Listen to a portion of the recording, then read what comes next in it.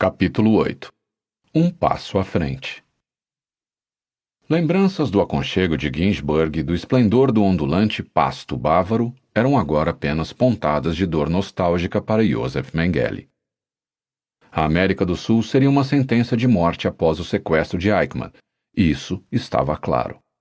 Um período de perturbadora ansiedade se seguiu enquanto Mengele e outros fugitivos esperavam notícias do destino final de Eichmann, depois de ter se espalhado a notícia de que ele estava desaparecido, possivelmente sequestrado e em mãos israelenses. Um dos amigos do meu pai, também membro da SS, organizou uma rede de checagens nos portos e aeroportos, disse o filho mais velho de Eichmann, Nicholas. Não havia porto, estação ferroviária, aeroporto ou interseção importante em que não houvesse 1 ou 4 homens estacionados, na esperança de interceptar Eichmann quando seus sequestradores tentassem levá-lo para fora do país. Foi assim que os peixes pequenos se adiantaram para ajudar, enquanto o peixe grande simplesmente fugia. Escondendo-se na fazenda de Alban Krug, no sul do Paraguai, um peixe grande estava tremendo como água-viva. O antigo herói da Cruz de Ferro foi tomado pelo pânico ao ver seus piores medos confirmados pelo anúncio de Ben-Gurion no parlamento israelense. Alguns dias depois, Mengele escreveu que a situação havia se tornado incontrolável. Sua decisão de se mudar em caráter permanente para o Paraguai 1 ano antes havia, sem a menor dúvida, entristecido a esposa Marta, que argumentava que ele ainda estaria seguro em Buenos Aires. Mas Mengele não tinha intenção de voltar para lá. Parece-me que as coisas estão chegando a um ponto crítico e podem trazer uma solução drástica. Finalmente, todos vão reconhecer como era correta uma conduta anterior e como, nessa época, o conselho deles era absurdo. Isso agora é incontestável. Mas ninguém deve culpar os outros. Só eu sabia que devia saber o que devia e não devia fazer. Espero que os que me são próximos reajam agora de maneira sensata e razoável, para não colocar outra vez em risco um novo começo.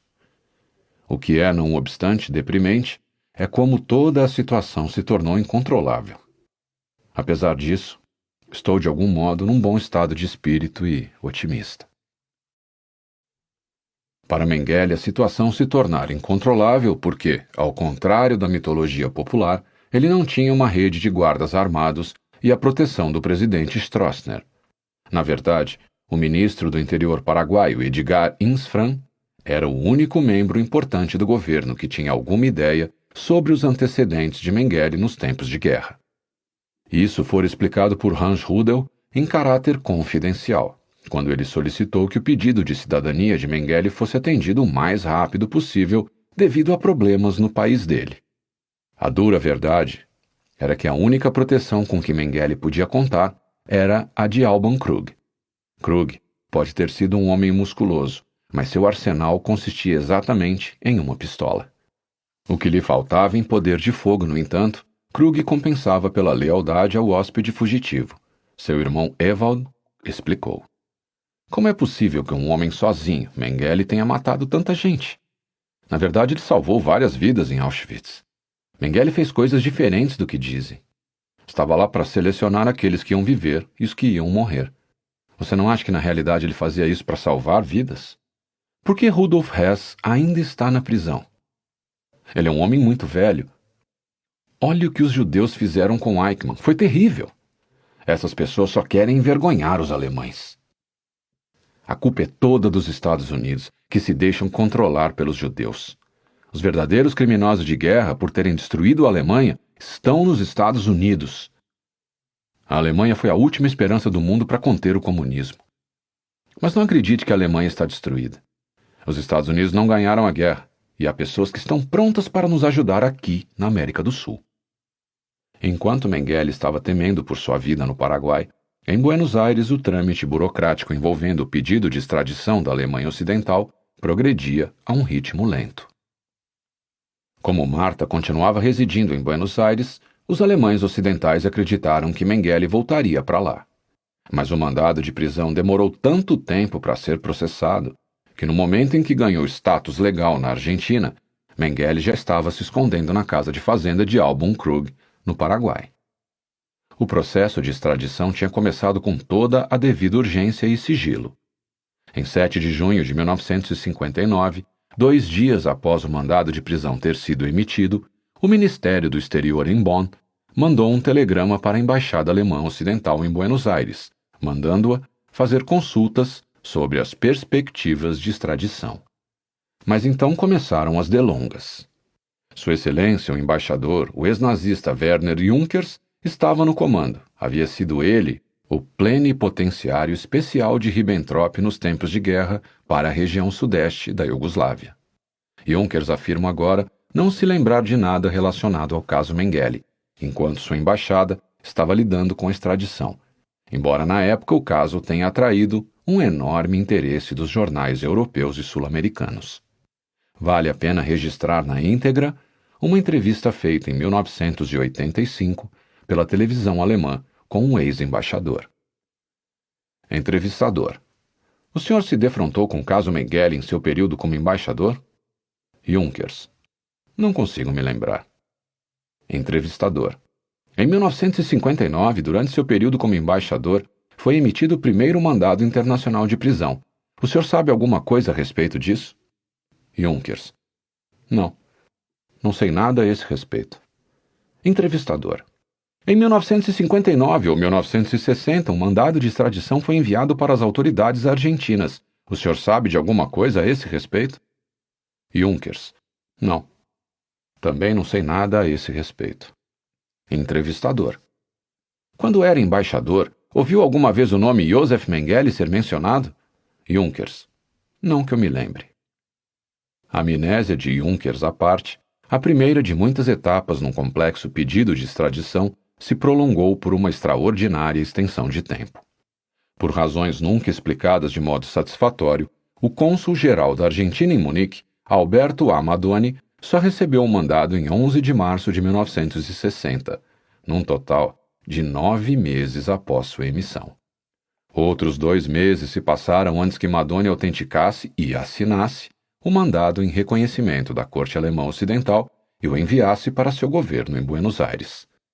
Uma vez em Buenos Aires, o documento teve de passar pela Embaixada da Alemanha Ocidental para chegar ao Ministério do Exterior e Assuntos Religiosos da Argentina, que então o entregou ao presidente do Senado, José Maria Guido. Guido remeteu-o ao procurador-geral, que por sua vez o transferiu ao juiz Raul Centeno, da Corte Federal número 1. Por fim, em 30 de junho de 1960, 1 ano e 23 dias depois de terem começado os procedimentos de extradição, o caso foi designado ao juiz Jorge Luque, da Corte Distrital número 3. Só então a polícia pôde dar início à sua busca por Mengele. Mas a questão da extradição, se Mengele fosse capturado, seria decidida pela Corte. Notícias sobre o pedido de extradição da Alemanha Ocidental foram divulgadas na última semana de junho, quando o presidente argentino Arturo Frondizi fazia uma visita de Estado a Bonn. Disse Frondizi, numa conferência de imprensa, que seu país não tinha intenção de proteger criminosos da justiça que eles merecem. Mas continuou ele, os alemães ocidentais teriam de fornecer provas dos crimes de Mengele antes que ele fosse enviado de volta para julgamento. Aludindo ao sequestro de Eichmann, apenas 2 meses antes, o presidente disse: algum tipo de reparação seria buscado junto ao governo israelense. Em contrapartida, uma carta enviada ao Herald Tribune, em Paris, nesse mesmo dia, expressava uma visão compartilhada por muita gente ao redor do mundo. Em vez de levantar a questão da punição dos voluntários israelenses pelo sequestro de Eichmann, não seria melhor fazê-los voltar mais uma vez para recolher também Mengele para nós? Sem dúvida, alguma coisa deu muito errado, e ficamos um tanto distraídos das necessidades vitais da justiça, quando começamos a discutir e achar que direitos de soberania foram postos perigosamente em risco. No Paraguai, nesse meio tempo, os amigos de Mengele receberam com descrença as notícias de que ele era procurado por atrocidades em Auschwitz. O capitão Alejandro von Eckstein disse: quando isso começou a vir à luz, ele nos disse que foi forçado a fazer alguns daqueles experimentos, e que na realidade não realizou os experimentos sobre os quais tanto se escreveu. Ele comentou que tinha de fazer o que lhe era ordenado, porque caso não cumprisse as ordens, eles o jogariam na mesma área onde os outros estavam. Também disse que ajudou bastante gente que estava muito doente no campo, mas que nada de positivo foi relatado sobre seu trabalho. Outro patrocinador da cidadania de Mengele, Werner Jung, disse que estava chocado, realmente chocado. Não tive oportunidade de interrogá-lo sobre isso porque eu já tinha retornado à Alemanha quando o assunto veio à tona. Mas a esposa de Jung, Margaret, estava convencida de que as acusações eram falsas. Chegou inclusive a afirmar que o patologista de Mengele em Auschwitz, Miklós Nyström, que fez a declaração mais detalhada sobre seus experimentos, é o pseudônimo de alguém que nunca existiu. Werner Schubius, um dos colegas de negócios de Jung que ainda mora em Assunção, também acreditava que as acusações foram inventadas. Dissemos depois de nos encontrarmos com ele: não existe a possibilidade de que ele tenha feito essas coisas. Sou convencido disso. Se fez alguma coisa foi apenas porque estava cumprindo ordens. Só posso imaginar Mengele como um ser humano, e como ser humano ele tem minha simpatia. Era modesto e culto, muito mais culto que nós. Mas, na costa oeste da América, um ex-amigo de Mengele estava perplexo. Ao abrir o jornal matinal, o executivo têxtil judeu de Buenos Aires viu uma foto do homem com quem quase tinha entrado em sociedade alguns anos atrás. Simplesmente não acreditei, disse ele. Telefonei de imediato para a moça que havia nos apresentado e disse a ela. E pensar que ele tinha sido nosso amigo. Ela disse que haviam acabado de pegar o jornal, e tudo o que fizeram foi olhar para a foto sem acreditar. Para Mengele, abrigado na casa de fazenda de Albuquerque, no sul do Paraguai, as coisas iam de mal a pior. No final de julho, o grande amigo de Mengele, Frederico Haas, o arquiteto argentino que o apresentara a tantos de seus importantes contatos paraguaios, caiu de uma escada num canteiro de obras em Assunção e morreu. Fica claro na lúgubre entrada do diário de Mengele, em 31 de julho, que os efeitos combinados do sequestro de Eichmann e do mandado argentino para sua prisão o fizeram pensar em suicídio. Como a chuva que cobriu a terra, a dor tomou conta de mim. Um grande, generoso e velho amigo deixou-me para sempre. Sua perda, sem dúvida, é insubstituível. Por ora só posso me obrigar a acreditar que nunca poderei ver de novo esse amigo. Estava sempre otimista e disposto a ser brincalhão em qualquer tipo de situação. Ele ainda vive em mim. A prova de sua boa vontade, sua benevolência e sua camaradagem está muito viva para que eu possa conceber que há 2 dias atrás ele me disse adeus para sempre. Mas foi isso mesmo que aconteceu. A notícia do rádio não deixou dúvida. Mas seu espírito e seu amor deixaram um impacto tão impossível de extinguir que esse amigo estará sempre presente ao nosso lado. Foi ele quem pediu que eu me mantivesse firme e me deu nova energia quando eu estava duvidando da futura razão de viver. Você não deve desistir agora e perder a coragem. Isso é exatamente o que os outros querem com a caçada que fazem. Ele me disse, e nos despedimos tarde da noite. Suas palavras, meu caro amigo, serão seu último legado e meu dever mais profundo. Mengele continuou durante vários dias nesse estado emocional após a morte de Haas. Estava assustado demais para comparecer ao funeral. Em 5 de agosto, ele escreveu: repetidas vezes meus pensamentos se voltam para o trágico destino do meu bom amigo. Agora ele já deve estar descansando sob a terra. Se ao menos eu pudesse ajudar a cuidar de sua esposa. Será que o filho já voltou da Alemanha? De fato, ele perde algo insubstituível com seu pai. A morte do pai é uma ruptura no curso de seu desenvolvimento, tanto mental quanto profissional.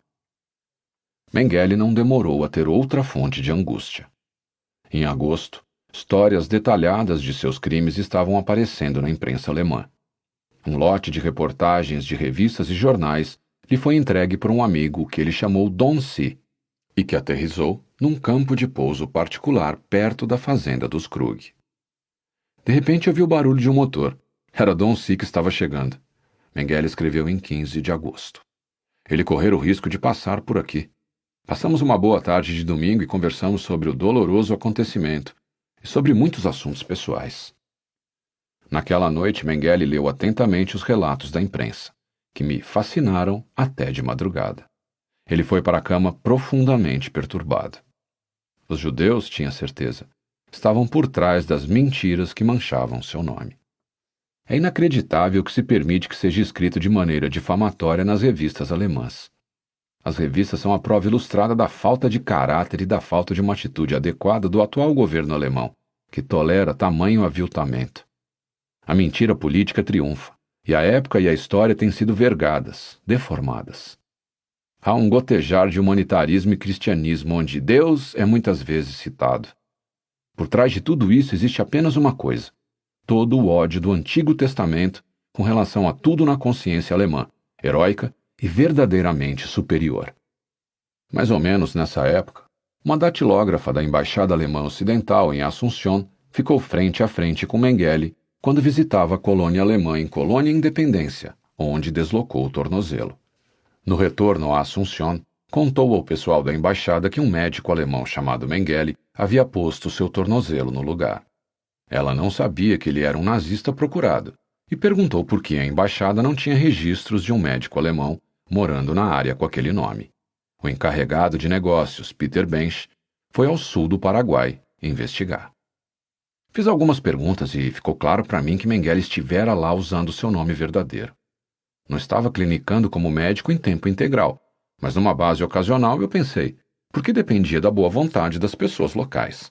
Não havia segredo acerca de seu nome. Mas eu pessoalmente nunca o encontrei. Conheci Alban Krug. Ele não admitiu que tivesse ajudado Mengele, embora fosse claro que tinha ajudado vários nazistas que cruzaram a fronteira vindo da Argentina. O incidente levanta questões importantes sobre o grau de coordenação e determinação da caçada alemã ocidental. Apesar da iniciativa de Bench no Paraguai, seus colegas na Embaixada de Buenos Aires, a 1.600 quilômetros de distância, processavam com muita tranquilidade o pedido de extradição aos argentinos. Parece não ter havido tentativa do Ministério do Exterior em Bonn de esclarecer as pistas conflitantes sobre a exata localização de Mengele, pondo seus próprios agentes no terreno. Os alemães ocidentais estavam caçando Mengele com pedaços de papel, a partir de embaixadas, confiando em palpites, mas nunca atuando na área. O que tornava a conduta de Bonn ainda mais questionável era seu conhecimento de que era improvável, apesar das palavras otimistas do presidente Frondizi, que o pedido de extradição fosse aceito. Em primeiro lugar, não havia tratado de extradição com a Argentina. Em virtude disso, o caso tinha de ser submetido ao Procurador-Geral argentino para um parecer de acordo com o artigo 652 do Código Penal argentino. Se o parecer fosse apresentado, o Ministério do Exterior tinha de decidir se a extradição servia aos melhores interesses da Argentina, fosse lá o que isso pudesse significar. Se o Ministério do Exterior concluísse que servia ao melhor interesse, o caso ficaria sob a responsabilidade de uma corte argentina.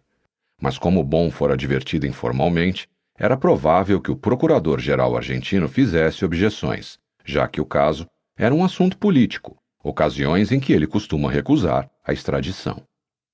Não obstante, os alemães ocidentais estipularam uma recompensa de 20.000 marcos pela cabeça de Mengele, numa tentativa de despertar algum interesse entre os argentinos. Era a primeira vez que a Alemanha oferecia dinheiro vivo por informações que levassem à captura de um nazista procurado por crimes de guerra. A recompensa foi amplamente divulgada pela imprensa sul-americana na esperança de estimular um informante confiável. Não apareceu ninguém. A busca foi deixada a cargo do temível juiz Jorge Luque, a quem o caso fora confiado pelo Ministério do Exterior argentino. Embora tenha se lançado com vigor à sua tarefa, ele não sabia que Mengele há muito havia fugido em caráter permanente da Argentina. Luque estava orgulhoso em pegar o caso. Sentia que algumas velhas marcas patrióticas precisavam ser atingidas após o caso Eichmann. Era um caso de grande destaque e me oferecia a oportunidade de realizar algo pela Argentina. Eu queria desesperadamente capturar Mengele para mostrar ao mundo, sobretudo aos israelenses, que a Argentina era um membro cumpridor da lei na comunidade legal internacional. Queria mostrar aos israelenses que o emprego de métodos ilegais para capturar Eichmann tinha sido desnecessário. Era uma aspiração nobre, mas um tanto ingênua em vista do complicado processo legal em que os argentinos estavam insistindo. Legalidades particularmente inexplicáveis, já que Mengele não era um cidadão argentino e tinha violado as leis de imigração prestando declarações falsas quando chegou ao país em 1949. Nem era Luke ajudado pelo fato de o primeiro conjunto de papéis de extradição ter sido redigido em alemão, quando a lei requeria que fossem entregues em espanhol. Mas o que de fato expunha a frágil abordagem dos alemães ocidentais era a informação desatualizada que a embaixada havia fornecido sobre os diversos refúgios de Mengele. Alguns endereços eram apenas nomes de rua, sem menção de bairro. Como a província de Buenos Aires é mais ou menos do tamanho da Itália, a tarefa de localizar as ruas era quase impossível. Por exemplo, um endereço dado pelos alemães era Calle Sarmiento 1875. Isso significava que a polícia tinha de inspecionar 5 locais diferentes, separados por muitos quilômetros uns dos outros, antes de poder se certificar de ter coberto todas as possibilidades. A incapacidade dos alemães de fornecer endereços precisos criava atrasos adicionais, num caso que já tinha sido muito prolongado. Alguns dos endereços fornecidos pelos alemães estavam errados. O primeiro endereço que sugeriam que fosse checado era Calle Vertis 968. Ele, na verdade, não existia. Depois de 2 dias de uma busca sem resultados, a polícia concentrou o foco na Calle Virrey Vertis, a ruela sem saída que dava para os fundos do antigo palácio de Juan Perón, na rua Campo Grande, no bairro de Olivos, em Buenos Aires. O número da casa de Mengele era, na verdade, 970. Embora vizinhos informassem que o conheciam, todos disseram que há vários meses não o viam. A polícia comunicou a Luke que ele não deixara nenhum vestígio. Mas Luke era desconfiado.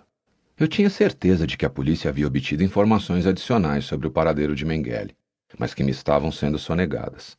Nunca consegui provar isso, mas pode ter havido um suborno da família de Mengele. Outro destacamento policial seguiu o rastro de Mengele até uma pensão no número 1074 da Calle 5 de Julho, em Vicente Lopes. Desconhecidas deles, eram as mesmas instalações que os israelenses haviam inspecionado em maio. Ao contrário dos agentes do Mossad, a polícia encontrou Bergilda Jurman, a proprietária alemã, que, segundo Eichmann, dissera a seus interrogadores, estava protegendo Mengele. Mas não havia sinal do casal americano que os israelenses tinham encontrado gerenciando a pensão. Talvez Frau Jurman, por coincidência, tivesse alugado a casa quando os israelenses estavam investigando. Questionada pela polícia, ela admitiu que conhecia a esposa de Mengele, Marta, e o enteado Karl-Heinz, que ela chamava de Carlos Henrique. Mas Jurman afirmou que ela mesma nunca encontrara Mengele. A polícia, nesse meio tempo, estava ficando frustrada por correr de um endereço errado para outro. Luiz Acerbo, chefiando a caçada no Distrito Policial número 3, perguntou a Luke se não podia ser retirado do caso. Embora andemos motivados e muito atentos para encontrar e deter Josef Mengele, escreveu ele, nenhuma das pistas se mostraram positivas, em parte porque a informação fornecida sobre as localizações das casas em Olivos e Vicente Lopes foi incorreta. Tendo sido mal sucedido na província de Buenos Aires, o juiz Luque pediu que a polícia argentina mobilizasse seus recursos para uma busca nacional. A princípio, Luque não teve êxito. Seu pedido não foi aceito pelo chefe da Polícia Federal, o almirante Ezequiel Niceto Vega. Ele me disse que não ia desperdiçar o tempo da força policial procurando um estrangeiro que não tinha cometido nenhum tipo de crime na Argentina, Luque declarou. 2 semanas depois, Vega cedeu. Em 19 de julho foi telegrafada para todas as delegacias de polícia a seguinte mensagem: todas as delegacias devem se empenhar na captura de José ou Josef Mengele, identidade número 3.940.848, filho de Karl e Walburger Hupfauer, nascido em 16 de março de 1911 em Ginsburg, província da Baviera, Alemanha Ocidental. Ele é casado com sua segunda esposa, Marta Maria Will. Tem estado com frequência na Calle 5 de Julho, 1074 em San Isidro, província de Buenos Aires, e morou em Virrey Vertis, 790, em Vicente Lopes, província de Buenos Aires. O processo número 575 da República Federal da Alemanha requereu a extradição de Josef Mengele, distribuído aos gabinetes 674 e 704 do juiz federal de São Martim, província de Buenos Aires, Dr. Jorge Luque. O caos que cercava a caçada argentina não proporcionou grande conforto a Mengele. Notícias de buscas casuais foram levadas a ele por Marta e Karl-Heinz, que ainda conseguiam fazer alguma visita ocasional a seu esconderijo paraguaio, na fazenda de Krug. Mas não eram os argentinos ou os alemães ocidentais que Mengele temia. Eram os israelenses, como mostra seu diário. Estou sendo protegido da melhor maneira possível pelo administrador e seu filho, escreveu sobre Alban e Oscar Krug em 24 de agosto de 1960. O que ele então não sabia era que os israelenses tinham uma força-tarefa de agentes já em operação, alguns residindo em caráter permanente na América do Sul. Ela incluía a vigilância das viagens de Marta partindo de Buenos Aires, assim como de Alban Krug e sua família. A estratégia do Mossad era de longo prazo. Eles não tinham ilusões sobre a dificuldade de encontrar e capturar o esquivo Mengele. Em setembro de 1960, Mengele concluiu que a captura pelos israelenses seria inevitável se ele continuasse na fazenda Krug. Resolveu, então, sair do Paraguai e começar vida nova em outro lugar. A escolha foi o Brasil. A forte mudança no meu entorno ficará, por certo, refletida no que escrevo, anotou ele. Durante 6 semanas não houve entradas em seu diário. Aconteceu muita coisa nesse período, Mengele explicou mais tarde. Por certos motivos que não posso explicar, não posso escrever sobre isso. No final de outubro, Mengele tinha deixado a fazenda de Krug e cruzado a fronteira do Brasil. Ao se despedirem dele, Alban Krug e Hans Rudel apertaram sua mão, e Krug o advertiu. Para você, a guerra ainda não acabou. Tenha cuidado. Em 24 de outubro, Mengele já estava em seu novo destino. Ele anotou que acabara de encontrar um colega de pensão que era versado em astronomia e astrofísica. Eu sempre quis encontrar alguém que entendesse mais dessas coisas que os habituais compêndios sobre o assunto. Para minha surpresa, esse desejo foi atendido no meu novo ambiente. Esse novo ambiente era sem dúvida uma cidade, muito provavelmente São Paulo. Em 27 de outubro, o diário fala de uma nova vida numa grande cidade. O horizonte espiritual do meu novo entorno é tão diferente quanto o verdadeiro horizonte. Até agora, a paisagem vasta e plana era a principal característica do país, mas agora são os montes. A 10 metros de minha janela, o único abrigo do tráfego é minha cerca viva. O tráfego do subúrbio, com carros, ônibus e caminhões, está pulsando, sobretudo nas primeiras horas da manhã e da noite, quando a cidade expele suas massas. À medida que o tempo passa, a pessoa se habitua a esses barulhos da civilização, com os quais hoje em dia milhões de pessoas conseguem conviver com tranquilidade. O significado da partida apressada de Mengele do Paraguai, há meses do sequestro de Eichmann, é que ele não achava que pudesse confiar numa proteção completa do governo paraguaio. Todas as imagens criadas por alguns caçadores de nazistas e jornais de um fugitivo esquivo cercado de guardas armados se dissolviam. Segundo um alemão intimamente conectado ao governo paraguaio, o nome de Mengele só atraiu a atenção de Stroessner no final de 1960, quando um jornal informou que ele poderia ter se escondido no Paraguai. Stroessner telefonou para o ministro do Interior, Edgar Insfran, e perguntou quem era Mengele. Insfran lhe disse para perguntar a Rudel, contou o alemão, o que ele fez. Rudel disse que Mengele era apenas um perito de laboratório que havia trabalhado numa fábrica química durante a guerra e que não fez nada do que diziam os jornais. Isso bastou para Stroessner. O homem que deu a Mengele sua tábua de salvação para o Brasil foi um nazista de 36 anos e ex-chefe da juventude hitlerista na Áustria, Wolfgang Gerhard. Ele chegara ao Brasil em 1948, deixando a Europa porque não podia mais tolerar a opressiva ocupação aliada. Embora não gostasse do Brasil, que estava cheio de pessoas meio simiescas, de uma raça doente e secundária. Ele se tornou editor de um jornaleco antissemita e fascista chamado Der Reichsfried, Jornal do Reich. Gerhard é descrito, mesmo por amigos íntimos, como um nazista fanático fervoroso. O elo de ligação entre Mengele e Gerhard foi um colega nazista que conhecia os dois, Hans Rudel. Rudel e Gerhard eram amigos e ambos conheciam a família que Gerhard selecionara para Mengele no Brasil. Mengele apelidou Gerhard, de 1,83 m de altura, de O Homem Alto, ou Lang, em alemão. Gerhard ajudou Mengele a encerrar seus assuntos financeiros no Paraguai vendendo algumas terras por declarados $20.000. Em 23 de novembro de 1960, Mengele estava confiante de que os arranjos que Gerhard tinha feito garantiriam sua sobrevivência. Espero o melhor e considero o problema resolvido, escreveu ele. Seu filho, Rolf, disse que achava que o pai tinha reunido uma pequena fortuna. pelos padrões de vida sul-americanos, com a venda de suas terras paraguaias. Desse ponto em diante, a vida de Mengele mudou de maneira decisiva. Ser esposa de um fugitivo não era vida para Marta ou seu filho de 16 anos. Ela e Mengele concordaram em se separar. Mengele desenvolvera um grande afeto por Karl-Heinz e o tratava mais como filho que seu próprio garoto Rolf.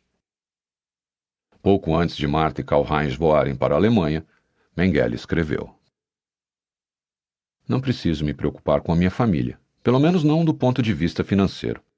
Karl-Heinz tem se esforçado na escola e já conquistou boas notas. Essas coisas não são muito importantes, mas quero anotá-las porque me dão alegria. Como me sinto infeliz por não poder cuidar da educação do meu próprio filho. Eu mesmo adoraria ter iniciado a instrução de Rolf, até onde isso é possível por meio de correspondência. Quanto a Karl-Heinz, não tenho quaisquer preocupações sobre sua filosofia de vida, apesar de ele ter vivido num ambiente tão estranho. Mas Rolf, então com 16 anos, estava lutando com dificuldade para chegar a uma conclusão sobre quem era de fato seu pai. A mãe, Irene, havia recentemente permitido que seu padrasto Alphonse Aquenius que revelasse a identidade do homem que ele havia chamado de tio Fritz nas férias em que esquiaram nos Alpes suíços em 1956. Rolf se lembrava do acontecimento e de como ele o afetou na época. Sempre me disseram que meu pai havia desaparecido na Rússia. Meu pai sempre fora o Dr. Mengele, que falava grego e latim e tinha sido tão corajoso. Foi por volta de 1960 que Haki, Alphonsus Aquenius, me disse que o tio Fritz era meu pai. Aquilo foi muito desagradável e embaraçoso para mim. Agora, eu entendia por que um dia, alguns anos antes, quando mostrei a Haki uma foto do meu pai de uniforme, ele ficou tão desconcertado e não gostou. Agora que me disseram a verdade, eu teria preferido outro pai. Os jornais estavam cheios de histórias sobre os crimes de seu pai. O jovem Rolf estava confuso. Estava também um tanto enciumado. Quando Karl-Heinz e Marta retornaram a Ginsburg, Rolf se sentiu como um forasteiro. Karl-Heinz tinha morado com meu pai e pensei: aquele não é pai dele, é o meu pai, disse Rolf. Na escola, os professores se queixavam de que Rolf era preguiçoso. Atribuíam isso a um trauma paterno. Era de se esperar com um pai como o dele, diziam.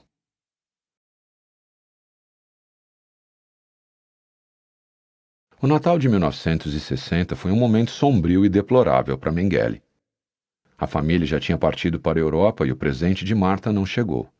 Em 28 de dezembro, ele escreveu: De novo o Natal se foi. Um dos mais desagradáveis que já passei em minha vida. Os detalhes são tão tristes que nem quero falar sobre isso. Mas me lembrarei dele pelo resto dos meus dias. 15 anos depois de Auschwitz, e aos 49 anos de idade, Josef Mengele tinha por fim começado, de um modo bem limitado, a sofrer pelos seus crimes.